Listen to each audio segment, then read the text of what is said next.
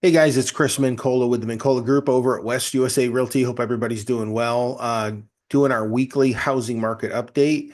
I'm going to share my screen here with you and jump right in.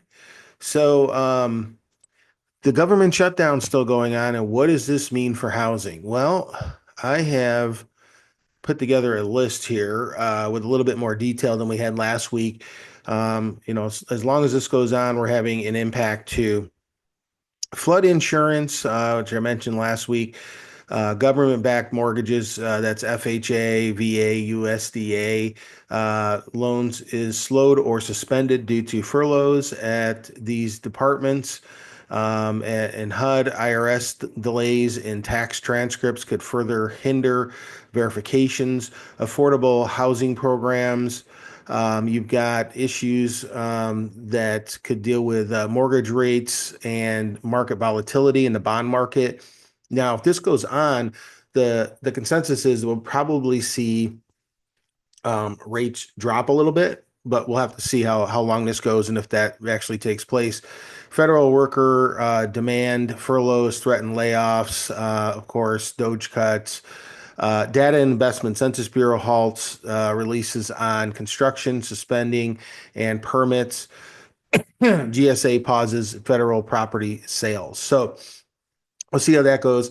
Along those lines with construction, something that Bill Pulte's been working on. He met with a bunch of the builders recently, and he's working on getting some stuff deregulated. We'll see how that shakes out. But this is just kind of a quick look at that. I don't want to spend a whole bunch of time on that, just to give you a broad idea. But the regulations on the builders, so the builders, their regulations basically cost them about 25% of the building projects, whether it be permits and other regulations that they have to deal with. So by getting rid of some of that, we'll be looking at possibly reducing costs for builders, which they can pass on to consumers then, of course. And they're already offering lower interest rate mortgages, closing costs, appliance packages, all kinds of different concessions. Um, they've had tons of price reductions to bring in buyers. So it's kind of a different market than the resale market. Um, Home sellers are cutting prices at a record rate. Again, just going through some of the news here with you really quick. Price cut on the average property. We see one in every six, 16.7% U.S. home sellers dropped their asking price in August, up from 15.9 a year earlier, and highest share for that month in records dating back to 2012. Something really quick here. You know, we kind of get caught in our own time zones, but what we had was, during 2020 to early 2022, we had lower inventory, right? That really is what, yeah, and the lower interest rates, of course, but that lower inventory along with that caused, along with the inflation, caused issues with the uh, supply and demand equilibrium, as Logan Monshami calls it. And because if we had more inventory, that would have slowed things down along with them if the Fed had raised the Fed rate a little bit sooner. But really, it comes down to that supply and demand equilibrium. And a lot of people don't know this, but back during it's 1970s, 74 to 79, especially 77 to 79, we actually saw higher percentage increases in home prices during that period than we did during 2022 to or 2020 to 2022. So just really quick, wanted to share that with you. But it really comes down to supply and demand in the end. And we had a good influx of supply earlier this year, which helped to kind of slow things down. And really, right now we're just kind of in more of a normal market. Things just, are taking a little bit longer to go under contract. Right now we're running about 43 days to get a property under contract in the greater Phoenix area. Number of price changes in the greater Phoenix area. Back in August, we had price cuts 2,265. And those were the number of price cuts on properties listed for sale. And then the reading from the Cromford report, September 21st, we had price cuts at 2,981 as far as actual price cuts are concerned. The price per square foot, as of October 1st, price per square foot was 345.93 price per square foot. Just to give you an idea there. And on active listings, okay, again, those are active listings, not what they sold for, but price per square foot of active listings. So listing versus sold. And the active listings as of October 25th were $340.37, just to give you a really quick idea. Again, those were the active list prices, not sales prices. Okay. I wanted to share this with you. This is from Scott Bessett this week. I'm just going to put this on, have it run. It's pretty short, but he's talking about Dodd-Frank and community banks here. Thought this was really important. Another Fed chairman, Bowman, who could be a possible next Fed chairman. She's in the running. Is interviewing Scott Bessett, who's the Treasury and IRS secretary. So here's what he has to say about Dodd-Frank and community banking. The post-crisis framework has left a trail of destruction in its wake by reinforcing the larger economic dynamics that have hollowed out the American heartland while enriching the money centers in coastal cities. To be clear, the financial crisis underscored the need for new regulations. The purpose of Dodd-Frank was to end too big to fail, but it ended up creating too small to succeed. He is outlining sweeping deregulation from the Trump administration in concert with the banking regulating agencies to make it easier for community banks. He notes that the number of applications for community banks has fallen, the number of community banks out there has fallen. He'd like to try to revive that, and they're going to use deregulation. Also saying, by the way, guys, that the U.S. deficit will be lower than expected this year, falling from 6.5% to around 5.9% of GDP, though the full numbers are not in yet. And just a note here, guys, it is a little unusual for this a duo to be out there with a Treasury Secretary and a Fed governor together. Also noting that Michelle Bowman is one of the candidates that's been mentioned for to be a potential replacement to Fed Chair Jay Powell. Indeed, Steve. FT's got a piece remarking that Bessent has wrapped up some interviews with Hassett, Warsh, and Waller, and then Rick Reeder apparently did quote very well. Yeah, we've had Rick at sort of to the top of the list. We had a story on that a couple weeks ago, and looks like that is continuing. I wouldn't get on the Rick Reeder bandwagon, I think, Carl, until... Okay, guys. So I'd have to agree 100% with Scott Bessett on that. We see that, if anybody thinks that the current system, the way it's structured, the way it's been going is great, I guess if you're doing super well financially, you're insulated from a lot of this. But the first-time home buyers and just a regular person trying to sell and buy a property, has felt the brunt of this. Also, everybody's feeling the inflation that we had over the last few years. So he's just pointing out these issues. And then, since the crash back in 2008, you had, a lot of issues with the community banks getting sidelined. So he's trying to bring that back again for Main Street. Wall Street's always going to be fine, but for Main Street, there's an issue there. And, since qualified mortgages and stuff, have come on the scene, it's changed the dynamics for housing in a lot of ways good, but in some ways overregulated and sidelining a lot of these community banks.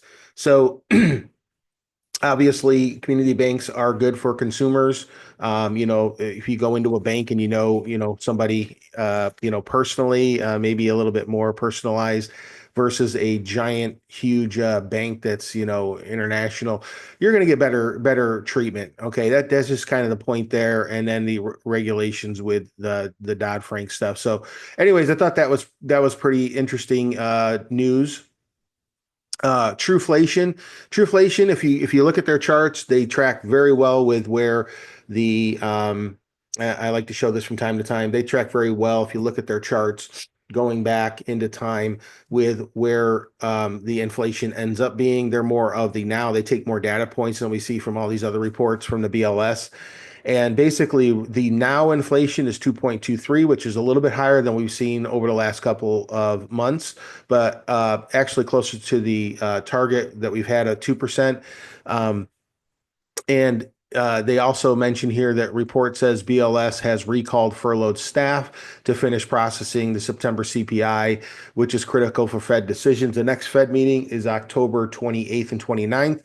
So we didn't get the jobs numbers last week. We didn't, we don't have a lot of these other numbers coming out from the BLS, and that usually is what helps the Fed make their decisions. But we're going to see a restructuring in the BLS. They haven't gotten a new person in there yet, new secretary yet. I think you're going to see next year starting a lot of restructuring, a lot of different models come into play for the Fed. So it'll be interesting to see what happens over the next year or so. But the Fed right now, they just, they're just like, as far as they're concerned, it's labor over inflation. Without those labor numbers, we don't really know where that's at. So we'll have to keep an eye on it. It says here BLS to publish, this is from Logan Mohtashami, to publish September 2025 Consumer Price Index on Friday, the 24th of October. We'll see how that all goes. We'll keep an eye on those things. As far as one of the Fed members spoke, Fed Barr. He said, uncertainty about both inflation and jobs warrants a cautious approach to any further interest rate cuts. So, Logan Mohtashami's making a little joke here. He's saying, because of what Powell said at the last meeting, 0 to 50,000 new jobs is fine, which again is moving the goalpost. It's sort of ridiculous. But he's saying here, need jobless claims to break for clarity. In other words, for him, if we see 4.5% unemployment or 323,000 4-week moving average claims, Logan says we'll see a big shift from the Fed at that point, but we're not there yet. In other words, the labor market hasn't broken, and that's what the Fed is watching. That's what they want. That's in order to shift policy, and their shifting in the policy does dictate 65 to 75% of what happens in the market. Okay. So the biggest divide here, he says, Logan Mohtashami, biggest divide between buyers and sellers persists. He gives a little chart on that right now from Redfin. The Federal Reserve Bank of New York's John Williams signals more rate cuts. So there's kind of this big divide in the Fed and these different governors. But he said New York Fed President John Williams said concerns about a slowing labor market could lead him to support more rate cuts this year. A close ally of Fed Chairman Jerome Powell, Williams' comments suggest the Fed will seriously consider cuts at its remaining 2 meetings. Now, if we get another 50 basis points this week, you will see the average across the country. You will see the average across the country drop below 6. Okay, you will see that.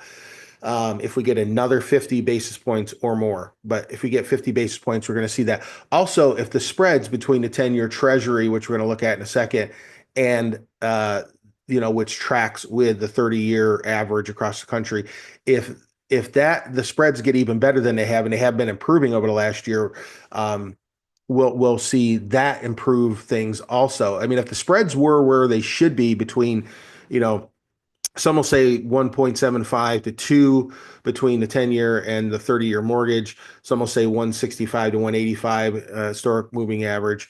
But if we see more of a normal range, that will also put us below 6, even without the Fed doing anything. So we could be looking, if both of those things happen by the end of the year, we could be looking at, even closer to 5.75. Who knows, how things will go. So in any case, Logan Mohtashami says we're back to normal as far as total housing inventory.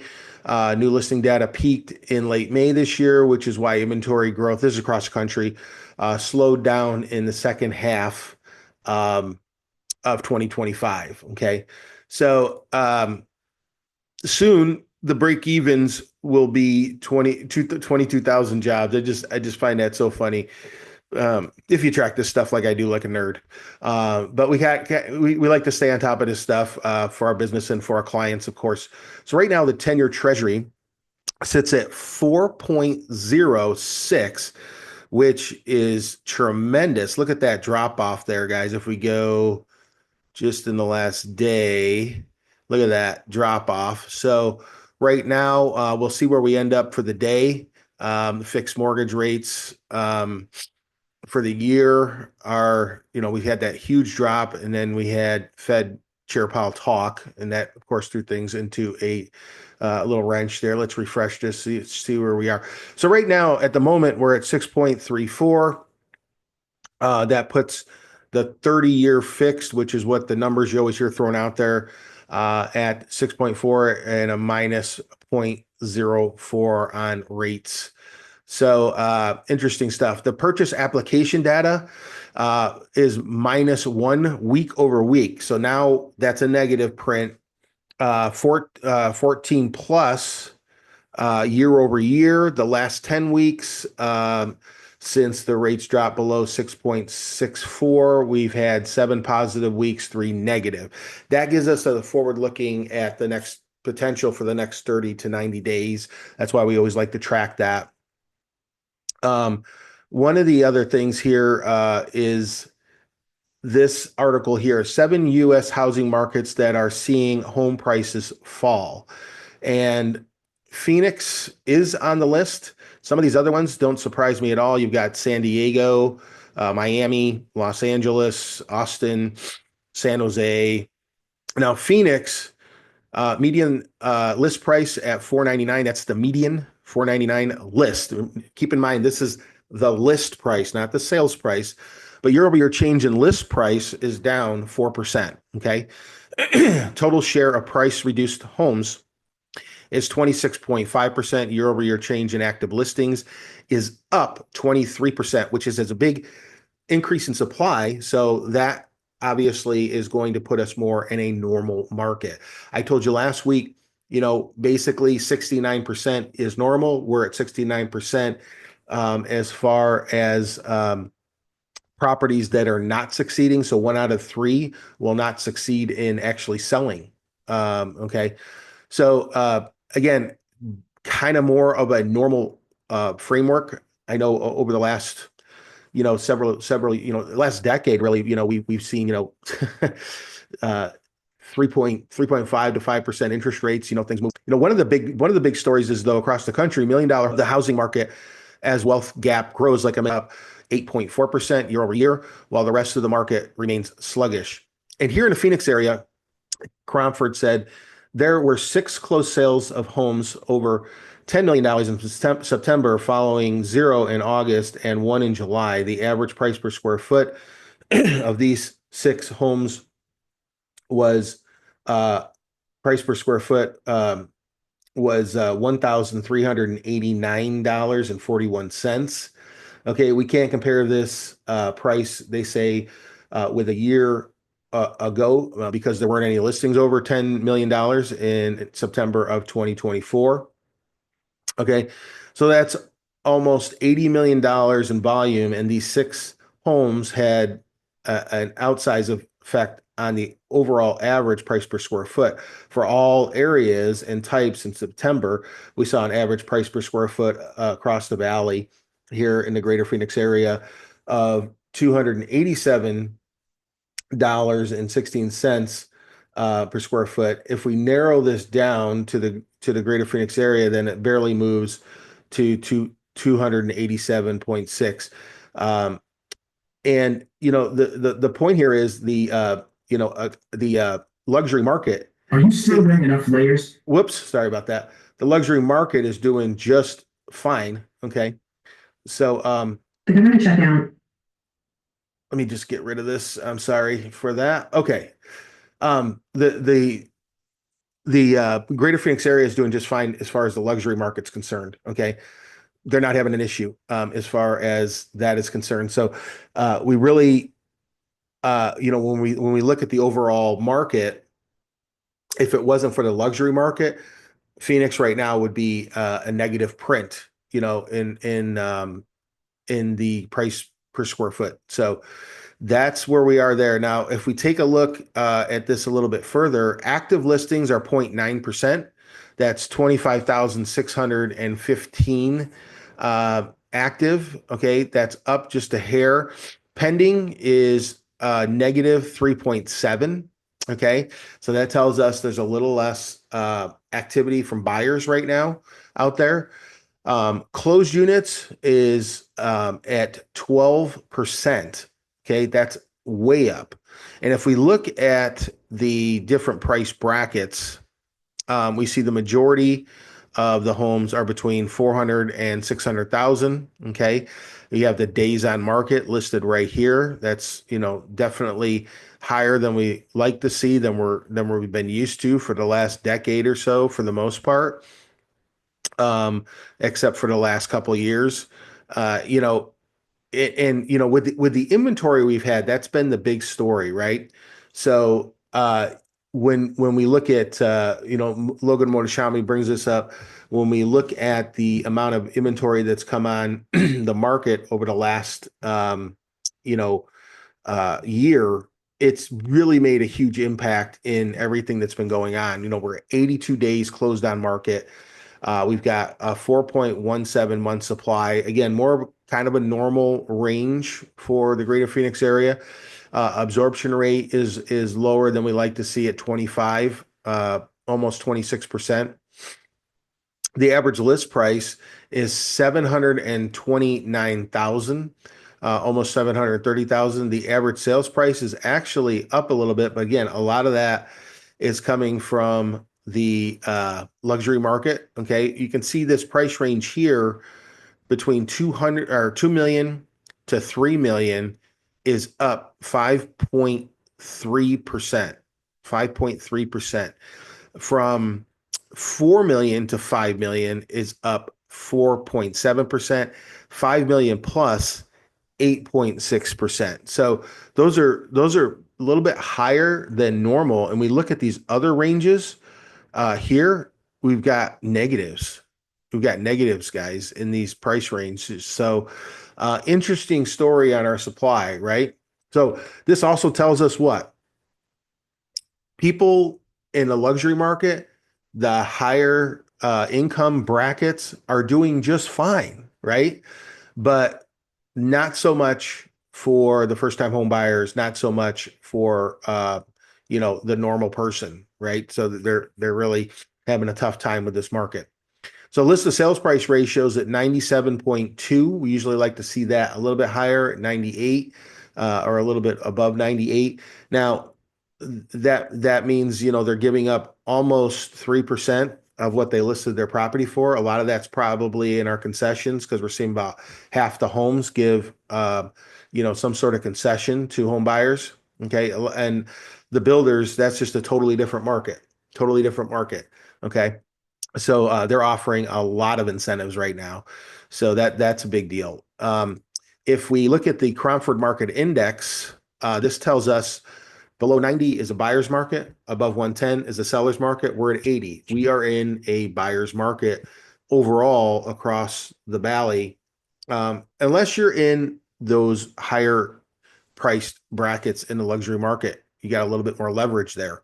So places like Paradise Valley, Scottsdale, they're in sellers markets, but other places, across the valley are going to be more of a balanced buyer advantage.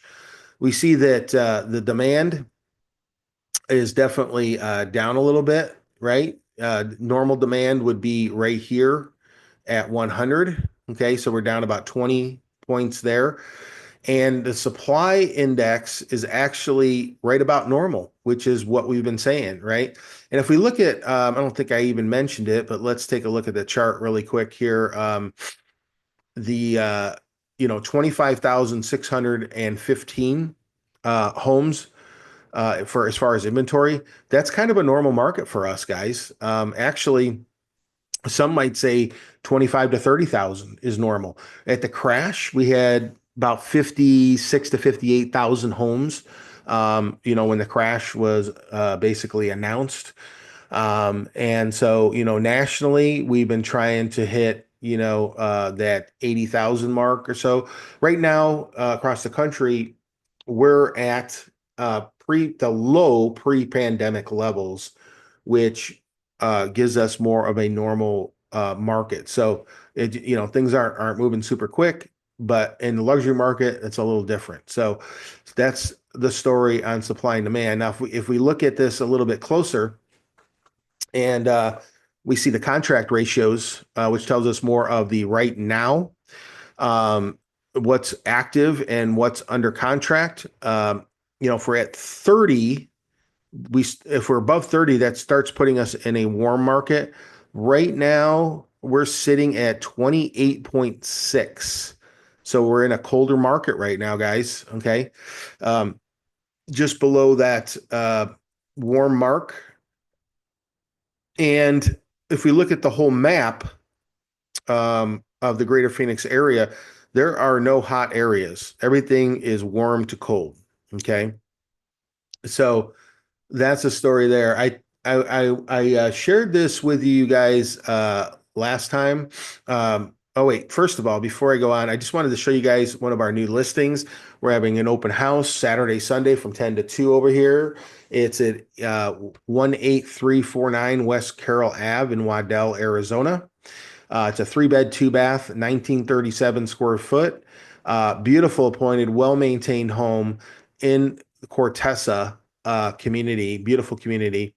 And it's got a lot of upgrades, brand new windows. It's got a newer AC. It's got and low E windows. It's got insulation blown in, updated insulation blown in, tons of extra storage. They even it has a 3-car tandem, and they even put a detached garage in the back, which you can see here in this smaller picture. It's a very low maintained yard. There's the 1-car garage in the back. It has a great room, open concept, very, very well maintained home, all kinds of updates. But it's got 2 workshops, one right now in the tandem area with AC. It's an insulated garage with AC, insulated doors, insulated walls, and all that stuff was added with the AC in there in the workshop in that tandem. And then there's that extra 1-car garage in the back. So if you're looking for workshop space, if you're looking for extra storage, this is definitely a house. If you're looking for something that's been updated and well maintained, it's listed for $450,000. We're going to have an open house Saturday, Sunday from 10 to 2. Hope to see you there. And for those of you thinking about selling your home, I wanted to show you this. This is a new product that we have. Let me try and get this for you from the beginning. Okay, here we go.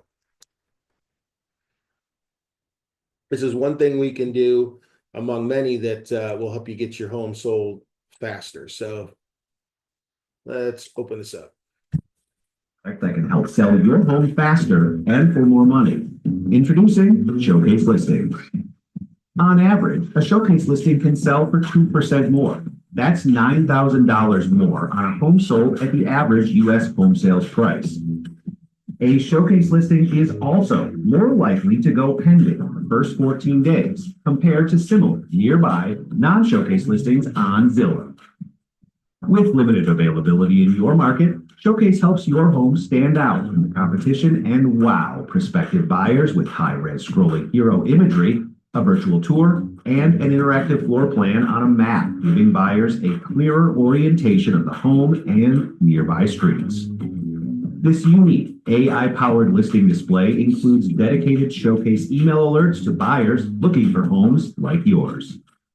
Your Showcase listing also helps elevate your home's visibility with prioritized placement in buyers' personalized search results on Zillow. That means over 65% more paid views, saves, and shares for your listing. Want your home to stand out from the rest? On the U.S. real estate website, visited by more than 231 million average monthly unique users, ask your agent about an exclusive Showcase listing by Zillow. So not everybody has that, guys. Not every broker has that. We have that with a partnership through our broker, West USA Realty. So definitely, especially during these times where homes aren't moving quite as quickly. We like to make sure that we're always on top of these things for our clients. So if you have any questions at all about buying or selling any properties, please feel free to reach out to us. We'd love to be able to help you out in strategies to get solutions done for your real estate goals. We'll see you guys next time.